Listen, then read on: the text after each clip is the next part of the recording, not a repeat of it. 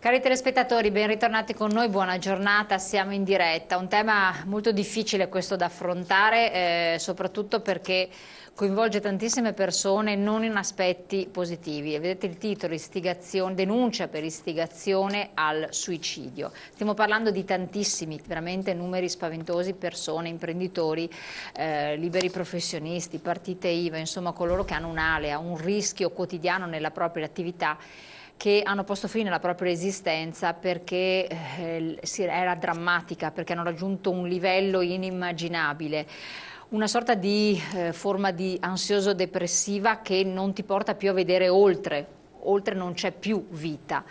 Un gesto estremo che però porta anche delle ripercussioni, delle conseguenze per tutto l'ambito in cui la persona vive e soprattutto mette in crisi tutto un sistema sociale, su se stesso, su perché succede questo, perché si verificano, perché nessuno muove niente, perché la politica non agisce, perché non si interviene in modo importante come quando le grandi lobby dell'economia hanno un pelo che viene storto, in questi casi qui i piccoli non contano veramente nulla, un senso di impotenza e di grande abbandono fondamentalmente, perché tante chiacchiere, però poi di abbattere il cuneo fiscale da una parte, di lavorare sull'IRAP, su una tassazione o dare agevolazioni alle imprese, non si è fatto assolutamente nulla, o se qualcosa si promette di fare poi tanto subito dall'altra parte si provvede ad aumentare.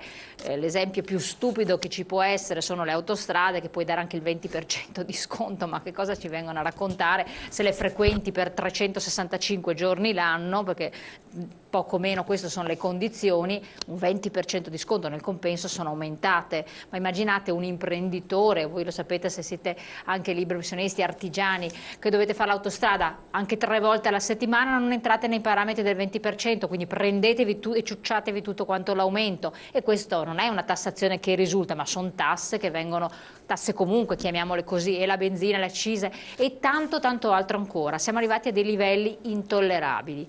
Chi è che spinge a un certo punto a togliersi la vita, arrivare al gesto estremo? È il sistema? È il non agire, il non fare? Vediamo di analizzare questo con protagonisti che lavorano quotidianamente, che non vengono dal mondo della politica assolutamente, ma vengono dal mondo del lavoro. Ve li presento subito. Ben arrivato Aladino Lorin del Comitato 580 CP, Codice Penale, l'articolo del Codice Penale e all'associazione, grazie di essere qui con noi. Marco Scarso, imprenditore. Buongiorno. La zona dove è l'impresa? Qua a Padova. Zona di Padova, perfetto. Maurizio Di Sarò, imprenditore, zona? Buongiorno. Zona Piove di Sacco. Piove di Sacco in provincia di Padova, e Consuelo Rodriguez, casalinga, diciamo libera operatrice, comunque ci racconterà la sua storia. Allora vediamo un attimo di capire, c'è stata questa denuncia per istigazione al suicidio, un'azione che è partita. Come è nata, come sta evolvendo, che tipo di seguito ha e soprattutto che messaggio diamo a chi ci ascolta. Poi lo ripeteremo anche un po' più avanti per renderne dotti tutti. Sì, grazie per questa opportunità intanto. Non è semplice in 2 battute mettere sul piatto quello che è l'iniziativa del 580 CP, ma ci proverò. Il comitato è un comitato spontaneo nato da 5 persone fisiche, cittadini comuni, che chiaramente magari già sensibili a certe tematiche, il sottoscritto, c'è l'avvocato Antonio Grazia Romano, Lino Ricchiuti, Antonio Corcione e Paolo Sabbioni, queste sono le 5 persone per cui sono con nomi e cognomi, hanno trovato tramite appunto il nostro avvocato e un pool di studi legali che ci hanno accompagnato in questa iniziativa, la modalità e la chiave per reagire a questa situazione dei suicidi. Facciamo dei numeri. Ci sono dei siti dove si possono trovare, dal 2008 ad oggi si parla di circa 2500 suicidi per crisi o associati, diciamo, a temi di crisi. 2500 dal 2008, da quando la crisi, diciamo, è conclamata, assoggettabili chiaramente. Noi siamo partiti in questa iniziativa il 13 di gennaio, per cui è un'iniziativa che ha poco più di 1 mese e mezzo di vita. È una forma di reazione, perché chiaramente noi siamo contro il suicidio e volevamo, visto, diciamo, l'incapacità della politica di farsi proprio, delle istituzioni di farsi proprio carico di questa situazione drammatica, di desolazione che poi sfocia in disperazione, di farsi carico con iniziative atte a trovare modalità e strumenti. Abbiamo trovato questa via, che è quella giudiziaria, nell'articolo 580 che poi dà il nome al comitato, per appunto dare un segnale, la chiave di svolta per dire a questa politica: benissimo, i tuoi cittadini ti denunciano per incapacità di trovare mezzi e strumenti appropriati. Che cosa è successo? Ecco, un'iniziativa perché per voi che l'avete fatta sembra tutto quanto semplice e no, automatico, semplice. però Allora, non... lo strumento chiaramente, che è quello che oggi si usano, è la rete, e tramite lo strumento di Facebook in particolare, è partita questa iniziativa appunto da queste 5 persone. Hanno messo in rete una serie di studi legali che hanno aderito. Faccio un nome su tutti, così tanto per capire che c'è anche studi importanti. C'è Carlo Taormina che ci ha dato la sua disponibilità, tutti chiaramente in forma completamente gratuita. E, siamo partiti, abbiamo messo in rete questo evento, è stato fatto un facsimile di esposto querela, secondo gli articoli 2 e 32 della Costituzione, e quello che è poi a livello europeo di Commissione europea sui diritti inalienabili della persona. Abbiamo fatto questo esposto. E messo in rete, c'era da scaricarlo, la gente doveva praticamente mettere nome e cognome, mettere indicazione dello studio legale a cui voleva fare riferimento e depositarlo ai carabinieri, per cui un'azione volontaria. Abbiamo avuto una risposta nell'arco della prima settimana di 15.000 adesioni su 200.000 persone coinvolte inizialmente. Per chi frequenta i network, il web, capisce che sono numeri veramente importanti per un'iniziativa così, che parte con anche questi strumenti. Anche perché non è stata poi pubblicizzata più di tanto. No, è rimasta lì in rete inizialmente. Ed è una cosa che ci ha anche preso un po' in contropiede, perché effettivamente poi gestire tutta questa massa di dati che arrivavano. Abbiamo messo insieme una rete di collaboratori, tutti chiaramente volontari, cioè qui è proprio una cosa, l'iniziativa resta ed ha ancora questo connotato di popolare, nonostante qualcuno abbia tentato di appropriarsene. Strumentalizzarla. Ma è normale, è chiaro. Certo.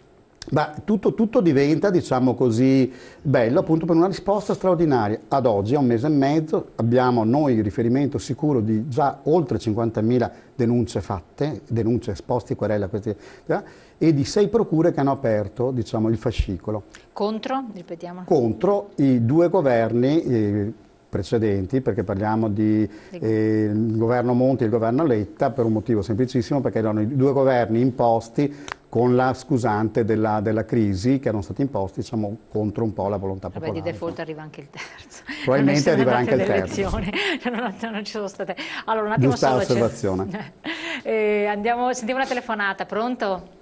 Pronto? Sì, pronto, buongiorno. Buongiorno carissima, sono Giorgio di Pordenone. Dica, signor Giorgio. Volevo parlare con quel signore lì un attimo. Sì, è qua. Prego. Io ho avuto nella mia vita tante di quelle ingiustizie che metà basterebbe. Sono senza mani e hanno detto che ho messo una purga al collo, hanno trovato i testimoni falsi, ma hanno condannato senza mani. Va bene? Perché lo sa la signora, mi ha visto perché sono stato anche lì in sede. Ho dato in mano adesso una pratica all'avvocato Malpatti Le Padre in Corso Milano 43. Ho dato una pratica che adesso vorrei vedere cosa sa fare, se no potrei interpellare voi. Va bene, vediamo adesso, allora capire l'associazione che ruolo ha. Grazie del suo intervento. Sì, io gli do il mio numero di telefono. Sì, certo, non l'abbiamo in regia, infatti. Grazie signor Giorgio. Grazie a lei, grazie molte, adesso vediamo. Buongiorno. Ecco appunto, forse facciamo un po' un cappello di apertura, sì. Perché giustamente adesso noi andiamo a raccontare situazioni, casi di ricorso, molti che hanno vissuto casi di ingiustizia e dicono, beh, ma questa è un'associazione, come avviene tante volte, 2012, 2013, primi mesi 2014, oltre 2200 suicidi. C'è qualcuno che ha scritto un messaggio, quindi noi ne abbiamo calcolato più o meno 2500. Ecco, quindi vabbè, ci sono più o meno vabbè. Che cosa è l'associazione che abbiamo presentato? Che cosa fa? Che ruolo viene ad avere? Può dare eventualmente una mano al signor Giorgio? Allora, quanti come lui? Diventa complicatissimo, perché noi a questo comitato, che è diciamo, un comitato di persone cittadini normali che si sono, diciamo, dati il ruolo di promotori di un'iniziativa per forma di reazione, Giustamente hanno poi fatto un po' da tramite, da filtro, tramite una casella di posta elettronica a cui che abbiamo creato per dare spazio alle voci e alle denunce che arrivavano. E le dico che è drammatico leggere quello che ci arriva, perché come la testimonianza dell'ascoltatore arrivano delle situazioni drammatiche. Cioè, uno va a leggere, abbiamo quasi 100 collaboratori ormai che guardano questa corrispondenza, perché è praticamente impossibile seguirla, perché sennò è incredibile. Però io ogni tanto lo faccio anch'io personalmente, e cominciare a leggere un'email dove imposta all'inizio ti dice io sarò il prossimo, Mamma mia. capito? E ti descrivono quella situazione reale, ma diventa difficile anche, diciamo, dare risposte concrete, no? Infatti ci sono dei messaggi che dicono che servirebbero servizi di supporto e noi abbiamo politici, muovetevi, fate anche per noi piccoli. Vabbè, stanno arrivando diversi messaggi, quindi. Ecco, la questione è probabilmente diciamo, quello che sta avvenendo e che sta montando in maniera straordinaria di questa iniziativa, è perché è un'iniziativa che alla fin fine va a toccare veramente i bisogni delle persone quelle che normalmente sono senza voce. Noi siamo riusciti a portare la voce dei cittadini qualsiasi che stanno vivendo questo dramma, l'abbiamo portato anche dentro alle sale, ai palazzi romani. Martedì eravamo al Senato, alla Sala Nassiria, a presentare in conferenza stampa questa iniziativa. Ha avuto chiaramente un eco, perché poi giustamente il Movimento 5 Stelle l'ha ripreso, ci ha dato grande spazio, perché? Perché un'iniziativa di cittadini era andata dentro alle Che istituzioni. tipo di reazione c'è stata da parte delle istituzioni una volta che avete presentato questo tipo di situazione, una volta che hanno anche ricevuto poi queste chiamiamole rimostranze esposti? Sì. Noi portiamo temi concreti, perché poi noi abbiamo anche una web radio su cui poi utilizziamo come strumento per portare anche le testimonianze vere di mamme che hanno avuto figli che si suicidano, che raccontano le cose, in diretta portare la testimonianza, e qui poi oggi ne avremo qualcuna. E persone che raccontano drammi, situazioni, eccetera. E veramente dico, ma come si fa a restare indifferenti in tutto questo? Per carità, noi siamo semplici cittadini e probabilmente dal cuore semplice abbiamo queste reazioni facili da capire. Le istituzioni hanno creato una sorta, diciamo, come succede spesso e volentieri, una sorta di muro in cui è difficile sfondare. C'è dell'interessamento per capire soprattutto come si può utilizzare, strumentalizzare questo avvenimento, visto che i numeri cominciano a diventare importanti, e non si riesce a dare invece una risposta a tutto questo. Noi abbiamo anche indicato, perché non è solamente dire benissimo questa è una dimostranza, partiamo da un presupposto, faccio un piccolo cappello. La via giudiziaria non è neanche, diciamo così, casuale, perché noi abbiamo avuto la Prima Repubblica che è finita tramite questo strumento, abbiamo visto dei governi cadere per questo strumento.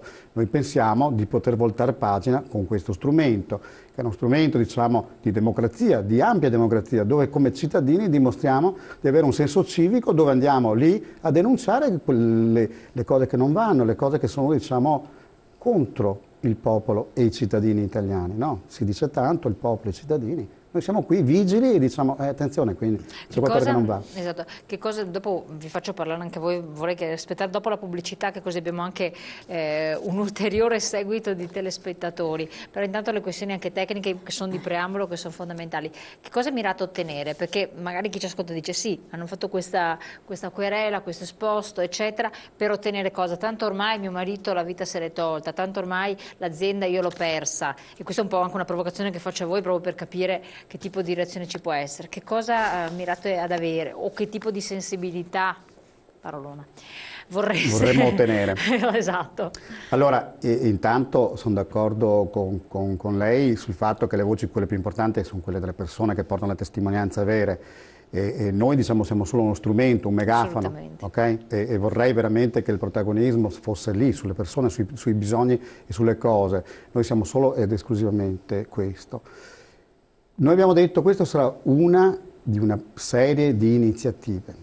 È già partita la seconda, nonostante questa continui e sta diventando, con numeri sempre più importanti, qualcuno ha detto numeri ancora più grossi. Noi ci soffermiamo su quelli che sappiamo.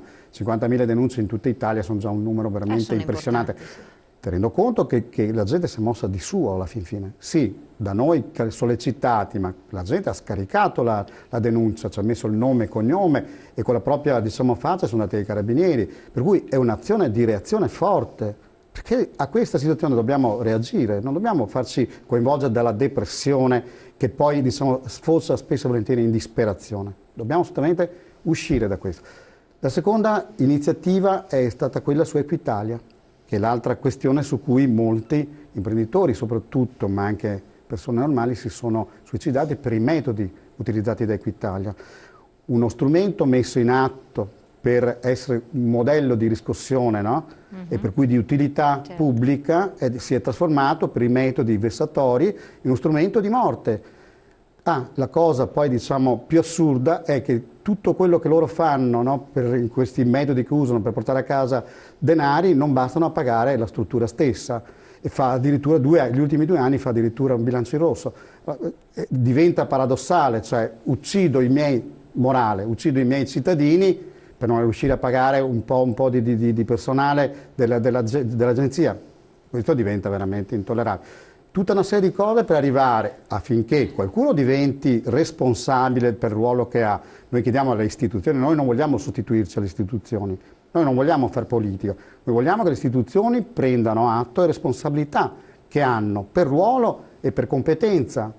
Vorremmo quello, ci stiamo illudendo, speriamo proprio di no, ma sarà tutta una serie di cose. Noi a Equitalia chiederemo che venga chiusa, lo faremo con tutta una serie di iniziative.